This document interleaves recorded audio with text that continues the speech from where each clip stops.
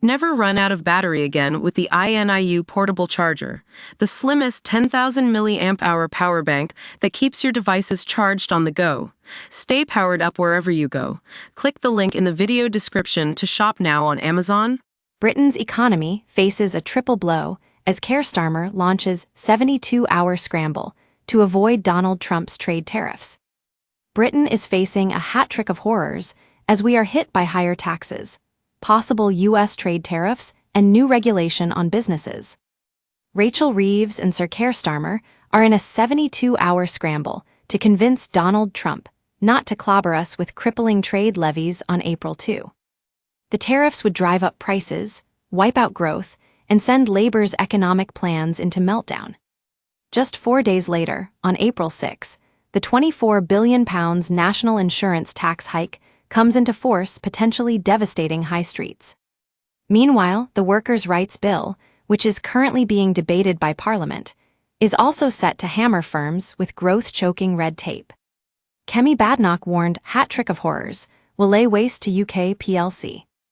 Writing in The Sun on Sunday, the Tory party leader said, "The Prime Minister needs to get a grip before this triple whammy of economic pain sticks our country in a doom loop of stagnant growth and unemployment." Business chiefs warned the triple blow will drive up prices and lead to a tsunami of job losses.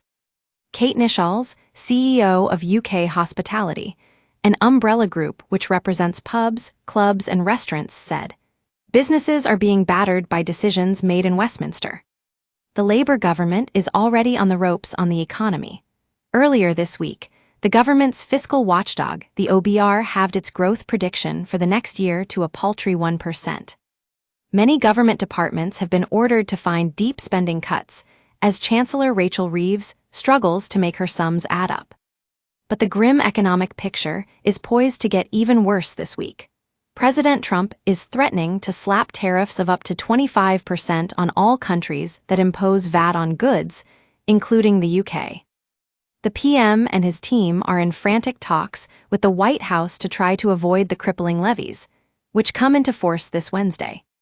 If they fail, Britain's entire economic growth could be wiped out at one flick of Donald Trump's pen.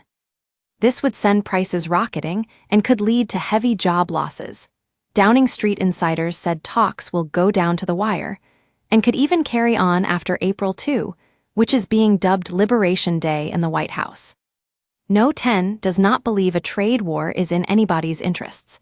Ministers are in talks with the U.S. to try to avoid tariffs. Talks will continue through and after April 2. That is not the end of the negotiations. No 10 says all options are on the table, including retaliatory tariffs. But insiders think it is unlikely Downing Street will engage in a tit-for-tat trade war, as that would hammer our economy and just aggravate the Trump administration. They are prepared for trade talks to go beyond Tariff Day on April 2. President Trump has already slapped 25% tariffs on UK steel. Days later, British Steel announced it was closing its blast furnaces at Scunthorpe, putting 2,700 jobs at risk.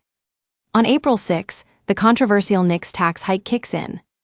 UK Hospitality said the crippling tax bill will hammer pubs, bars, and restaurants.